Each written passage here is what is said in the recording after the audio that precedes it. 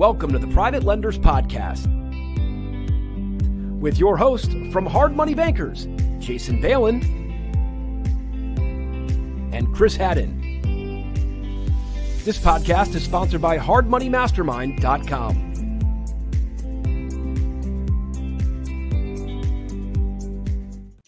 Hey everyone, thanks for checking out the show. We appreciate it. Real quick here before we get started. We are currently planning our May Inner Circle meeting for Dallas. It's going to be 2 full days of meetings, dinners, a day of golf. Cool stuff. We probably have 2 or 3 spots open, so go check it out, hardmoneymastermindinnercircle.com to learn more.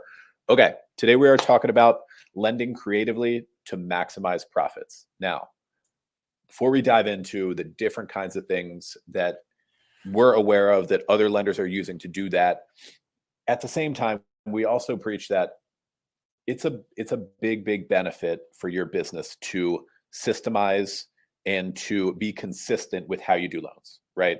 What the pricing is, what your terms are, the amount of leverage, your payment dates, like across the board, like try to make a system so that your business can scale within that. And to be honest, we're actually doing a training for the mastermind tomorrow on that very topic.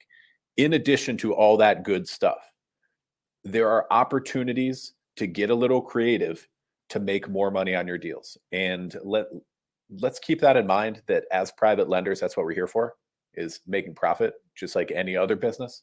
You don't win by volume. I know a lot of lenders out there do try to preach like we did this much loans, we did this many units, this much volume. You don't win on volume. You win on bottom line. And that's what this topic is about.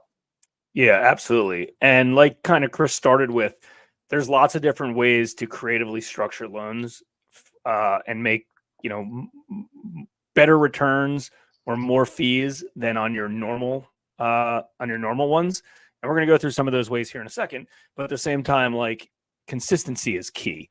People say, well, why don't you up your rate or lower your rate for this person or back end your fees or do an equity participation?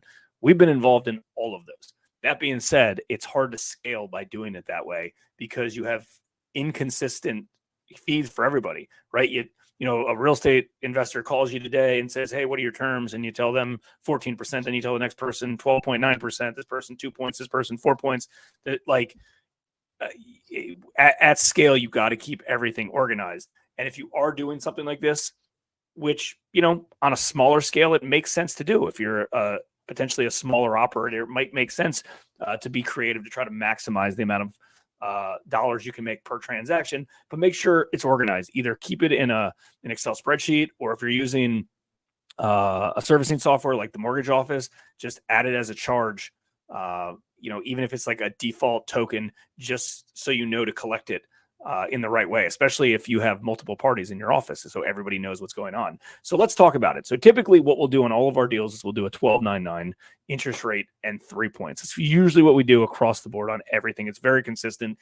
Anybody that's quoting loans of our partners in our other offices, they quote the same way. Anybody in our office knows what it is. It's an easy calculation in your head to potentially do. It's just consistent. Now, that being said, there's opportunities where maybe you decide, hey, instead of them paying fees on the front end, maybe they should pay fees on the back end instead. If you decide to do that, that's fine. That being said, money now is better than money later, right? Like, there's a chance that deal actually defaults and then you don't get money later. We've always felt that if you're going to do it that way, you should make double later. If you're not going to make the money now. So instead of 3 points now, maybe make 6 points later on the payoff as like an exit fee. You could potentially do that.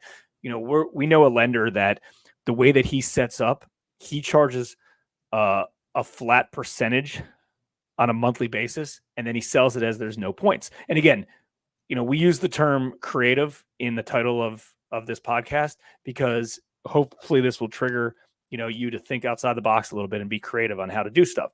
So think about this. Let's say somebody calls you. What sounds more attractive? We'll do your loan. It'll be a 12.99 interest rate and 3 points, or we'll do a loan for you at 1.75% per month. Right now, obviously, if you're charging 1.75% per month, that's 21% annualized. If you do it that way, so that's technically more expensive depending on how long the loan stays outstanding for. But I know a lender that does 1.75% per month, And the way that that's set up is they, sometimes he has two structures. Sometimes they pay it all up front, like meaning like on a monthly basis, 1.75% per month. Sometimes they pay like a 10% return, and then the difference is deferred to the back end. Again, it can get sophisticated and confusing and inconsistent. That's why I think it's hard to do. But that being said, you could maximize your returns and maximize your profits if you do that. And then someone says, well, how many points do you charge? Oh, I don't charge points. It's just a 1.75% per month. Like, there's something sexy about that. There's a lot to be said for that. And I know the lender you're talking about. Out of curiosity, does he collect monthly payments at the 1.75 or does he back end? He collects monthly payments at 1% a month, and then 0.75 gets accrued. That's interesting. So I like that. It's just you gotta kind of think to yourself, are you the lender on this deal? Do you have private capital involved? Do you participate with other private investors in these deals? So that could get a little bit quirky and a little bit tricky along the way. But if you're going to be more creative in structuring these deals, you want to make it a little bit more appealing to the borrower, but also more appealing to yourself. And what do I mean by that? Like, it's more appealing to the borrower if they don't have to pay, bring an extra 3 points to closing right now, right? That in essence, their cash to close goes down. It's attractive to the borrower if they don't have to pay the whole monthly payment on a monthly basis, right? Like in his case, they're only paying a 12% return on a monthly basis. They're not, and then the rest is getting accrued. But if you're going to set it up that way, and with no points, but if you're going to set it up that way, make sure there's enough juice in it for you. Yeah, of course. No, there's a lot of different creative ways to do it. And so I do like the idea of making more on origination fee, only you're making less now and some later, like dividing it up between origination and payoff time. Yep. So like normally you would charge 3 points, call it, but you're going to say, I'm only going to charge 2. And then we're going to put 2 or 3 on the back, right? That's right. On the payoff. And people are going to go for that a lot. Like they are, if they can pay less now, less at closing out of that big chunk of cash to close, that's going to be attractive to them. On the payoff, to them, that's just all profit time. That's house money, right? Not their cash. They're like, I'm just going to pay you on the payoff. It'll be fine. It's not coming out of my pocket. It's just coming out of the deal. And like psychologically, it seems less expensive. And you know what? Now that we're talking about it, that's really common in commercial lending, like larger commercial deals, where they really can't get away with any more than 1% origination. And this isn't like private money. For the most part, this is permanent financing. But I've noticed in interacting with these people and being involved in some of those transactions, like they call it 1 in, 1 out. And I'm pretty sure that terminology means 1 point origination and 1 point at payoff, because they can get away with it. They cannot get away with 2 points at the time of closing. And so it's just kind of become an industry standard, which is interesting and not a bad way to do it. And 2 points straight fee, not even talking about interest, 2 points on a permanent financing on like a paper loan.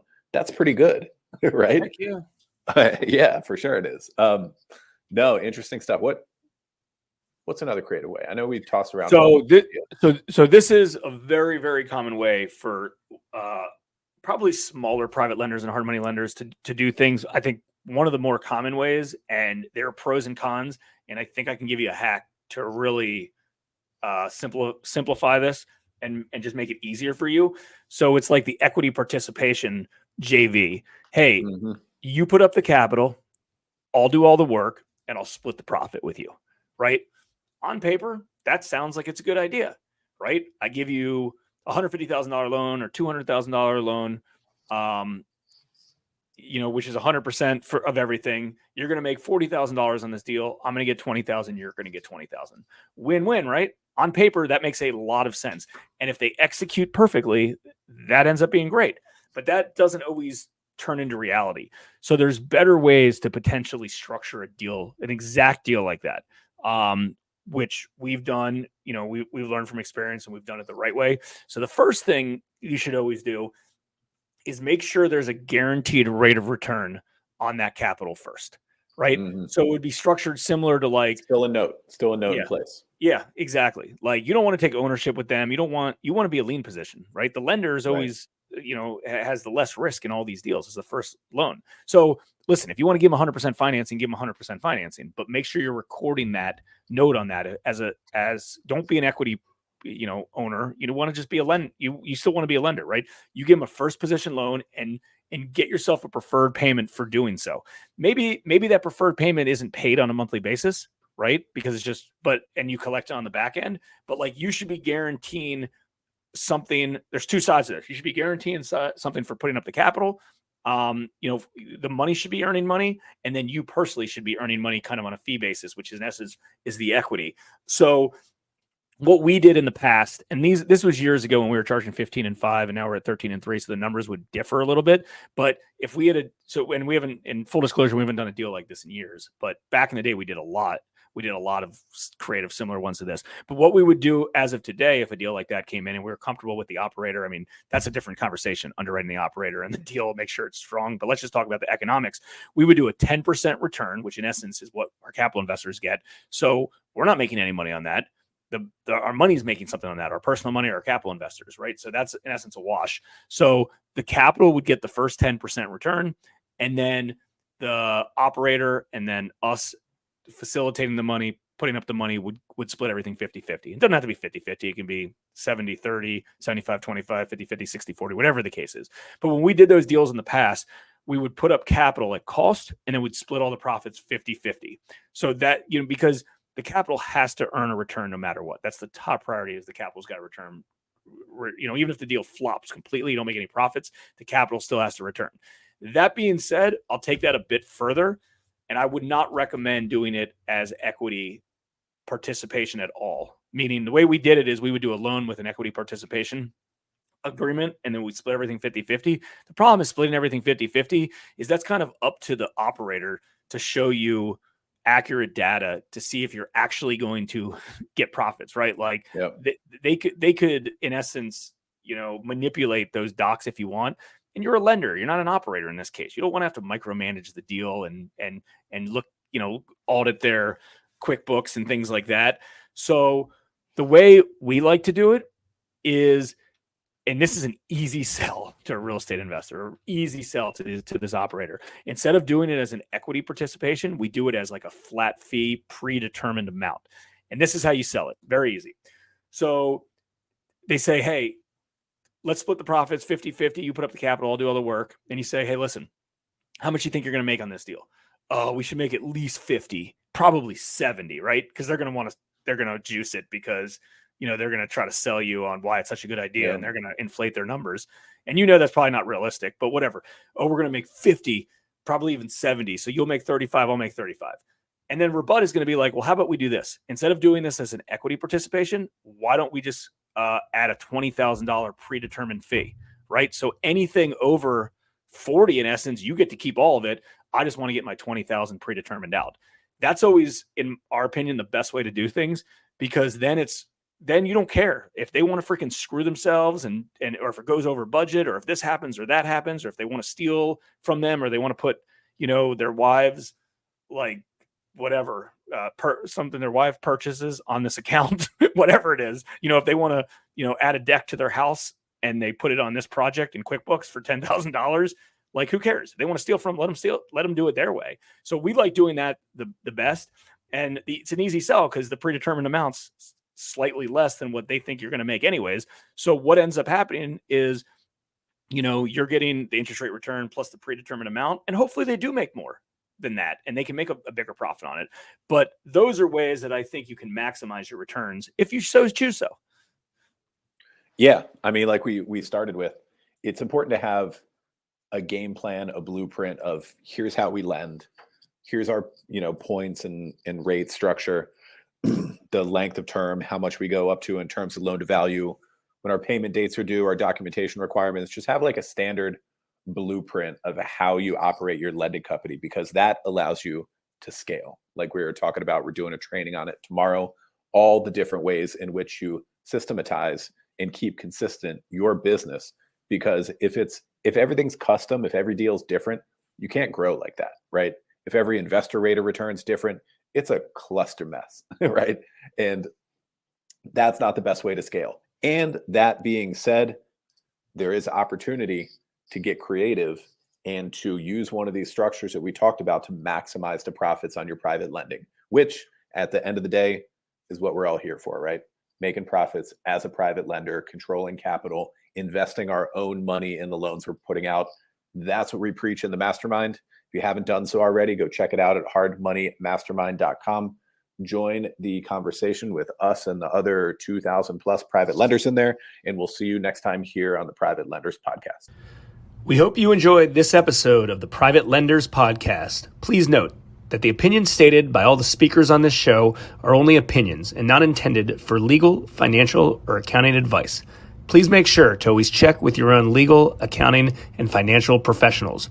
If you enjoyed this episode of the Private Lenders Podcast, we'd appreciate it if you would spread the word. Make sure to check out hardmoneymastermind.com, the #1 free community for new and experienced private and hard money lenders.